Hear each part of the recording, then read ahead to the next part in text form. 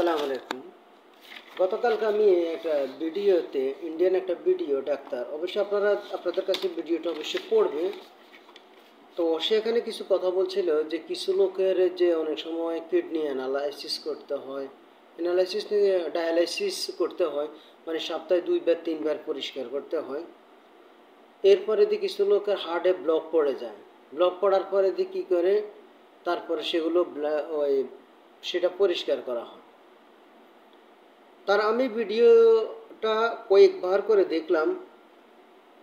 ইনশাআল্লাহ আমি পরবর্তীতে আবার ভিডিওটা আমার হাতে পড়লে আমি আপনাদের কাছে লিঙ্কটা শেয়ার করব অবশ্যই। ও ভিডিওতে আমি একটা জিনিস ফলো করলাম, সে কিছু কথা বলছিল যে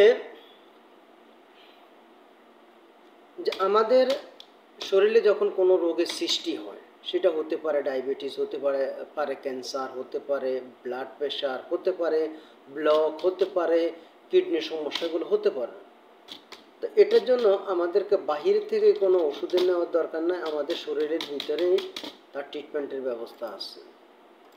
তো ওর ব্যক্তিগত একটা হাসপাতাল নাকি ও চাকরি করে ওখানে, বিস্তারিত বলতে পারি না, ওখানে সে কীভাবে চিকিৎসা নিচ্ছে যাদের কিডনি সমস্যা বা যাদের ব্লাড প্রেশার সমস্যা, যাদের ওজন বেশি, ওজন কমানোর জন্য গলা পরিমাণে পানি 40 ডিগ্রি সেন্টিগ্রেড তাপমাত্রা, অর্থাৎ গরম পানির মধ্যে 40 ডিগ্রি সেন্টিগ্রেড তাপমাত্রা পানির মধ্যে একটা লোকরে 2 ঘন্টা চুবাই রাখা হয়, শুধু মাথার অংশটা বাইরে থাকার পরে দিয়ে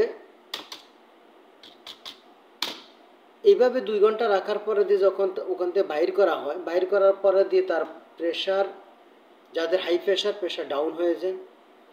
এরপরে দিয়ে যাদের ডায়াবেটিস অনেকটা নিচে চলে আসে, কন্ট্রোলে চলে আসে। যাদের কিডনি কাজ করে না তাদের কিডনি কাজ করা শুরু করে দেয়। এরপর যাদের হার্টে ব্লক পড়ছে, ব্লক পর্যন্ত খুলে যায় আস্তে আস্তে। তো এই ব্যাপারে সে যে কথাটা বলছিল, কথাটা আসলে কিন্তু বিশ্বাসযোগ্য। গরম পানির ভিতরে থাকা হয়, তখন আমাদের শরীরের ভিতরে হার্টের কাজটা কিন্তু অনেক দ্রুত হয়ে যায়, রক্তগুলো দ্রুত চলাচল করতে থাকে। আর এই দ্রুত চলাচল করার কারণেই রক্তের মধ্যে যে আমাদের শিরা উপশিরায় যে ব্লকগুলো পড়ে যায়, সেই ব্লকগুলো খুলে যায়। সে ব্লকগুলো খুলে যাওয়ার কারণেই আমাদের আর ওই যে সমস্যা হওয়ার কথা, ওই সমস্যাগুলো আর হয় না। তার কথাগুলো শোনার পরে দিয়ে আসলে আমার থেকে এত ভালো লাগলো, তাকে আমি কি বলে যে ধন্যবাদ জানাবো জানি না। আশা করি আগামী কয়েক বছরের মধ্যে আমাদের বাংলাদেশেও কিন্তু এই চিকিৎসা পদ্ধতিটা চলে আসবে, অদূর ভবিষ্যতে, বেশি দেরি হবে না। আমি দেখলাম যে এই চিকিৎসা ব্যবস্থাতে কোনো মেডিসিনের প্রয়োজন নেই, কোনো মেডিসিন ছাড়াই ট্রিটমেন্ট। এত ভালো লাগলো ওর কথাগুলো। অল্প বয়স, এত বয়স বেশি না। ভিডিওটা আমি টিকটকে দেখছিলাম সাদা কালোতে। তো ওখানে সে দেখাইছিল, সম্ভবত ভিডিওটা তার নিজের চ্যানেল থেকে নয়, অন্য চ্যানেলে একজনে পাঠাইছে। ভিডিওটা আমি কালকে রাতের লাইভে অথবা আমার ভিডিওতে আপনারা অবশ্যই দেখবেন। একবার না দুইবার, আমি কয়েকবার ভিডিওটা দেখলাম। খুব সুন্দর সুন্দর কথাগুলো তার।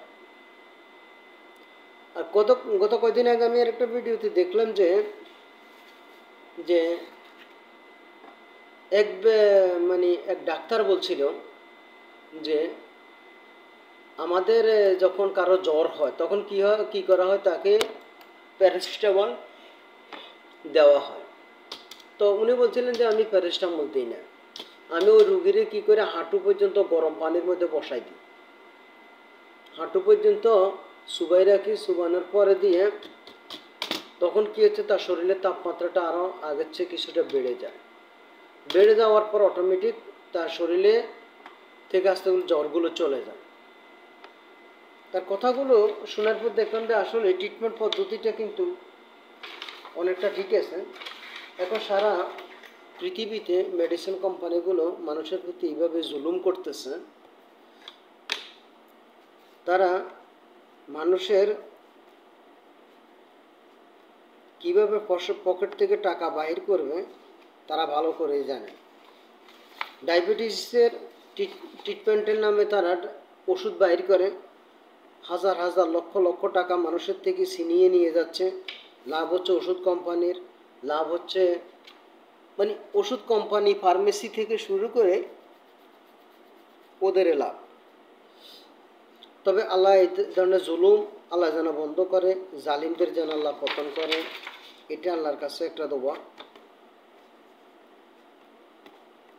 আশা করি এখন প্রাকৃতিক ট্রিটমেন্ট হবে। আর আপনারা অর্গানিক ফুড বলতে আপনারা সবসময় কাঁচা শাকসবজি বেশি খাবেন, মাছ মাংস মোরগ এগুলো থেকে দূরে থাকবেন।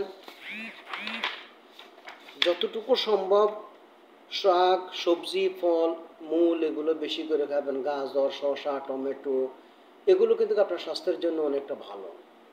যত বেশি আপনি শাকসবজি খাইবেন ততই আপনার স্বাস্থ্যের জন্য অনেকটা ভালো। শাকসবজি আপনার কোনো ক্ষতি করে না, শাকসবজি আপনার স্বাস্থ্যের জন্য অনেক ভালো করে। অনেকে জানে না, অনেকে ব্যাপারটা জানে না। আমি দেখলাম অনেক জানোয়ার ডাক্তাররাও বলে না। আমি আলকাসিম থাকতে একবার এক ডাক্তারকে বললাম যে ডাক্তার সাহেব, যে কোলেস্ট্রল বেশি হলে যে তেঁতুল তারপরে লেবু টক জাতীয় কিছু খাইলে, তারপর ব্যায়াম করলে, তারপরে দিয়ে শশা খাইলে যে কোলেস্ট্রল কমে যায়, এটা সত্য কিনা মিথ্যা, বা আমি কি এই পদ্ধতি অবলম্বন করতে পারি কিনা। কোলেস্ট্রলের ট্যাবলেট খাইলে সেক্স শক্তিটা কমে যায়, এটা অনেক ডাক্তারও বলছিল, এটা সত্য। সে আমারে উত্তর দিল যে আপনাকে যে ওষুধ ডাক্তারে লিখে দিয়েছে ওষুধ খান, এর বেশি কিছু করার দরকার নেই। আমি বললাম যে যদি আমি অর্গানিক ফুড হিসেবে যদি এগুলো খাই এটাতে কোনো সমস্যা আছে কিনা। ও পরবর্তী আমার সাথে কথা বলা বন্ধ করে দিয়েছে। তো আমি যে কথাটা বলতেছি যে আপনারা প্রাকৃতিক, যাদের ডায়াবেটিস আছে আপনারা আঁশ জাতীয় যেমন সোনা বুট তারপরে দিয়ে বিভিন্ন ধরনের ফল শাক সবজি বেশি করে খাবেন। আর পানি খাওয়ার সময় একটু হিসাব করে খাবেন। আর মিষ্টি বাইরের থেকে চিনিটা যেন ভিতরে না যায় দিয়ে খেয়াল রাখবেন। খাবেন মাঝে মাঝে কিছু ফল টুকিটাকি এগুলো খাইবেন। আর বিশেষ করে দিনের বেলা খাইবেন, খাওয়ার পরবর্তী শীতই শুইবেন না, একটু হাঁটা চলা করবেন। আল্লাহ ভালো রাখবেন ইনশাল্লাহ। নিজের ভালো থাকার জন্য আপনাকে অবশ্যই নিজের জন্য নিজে চেষ্টা করতে হবে, আপনার জন্য অন্য কেউ চেষ্টা করে দেবে না। খেয়াল রাখবেন আপনার স্বাস্থ্য ভালো রাখার জন্য আপনাকে যা করার করতেই হবে। যাদের প্রেশার বেশি আপনারা তেঁতুল খান, তেঁতুল, তারপর লেবু শরবত বানায় খান, তেঁতুলের শরবত লেবু শরবত টক জাতীয় ভিটামিন সি যা আছে এগুলো একটু বেশি করে খান, আপনার প্রেশার ভালো হয়ে যাবে। বেশি বেশি হাঁটা চলা করবেন, বেশি হাঁটলে আপনার স্বাস্থ্যের জন্য ভালো। আল্লাহ ভালো রাখো। আসসালামু আলাইকুম রহমতুল্লাহ বারাকাতুহু।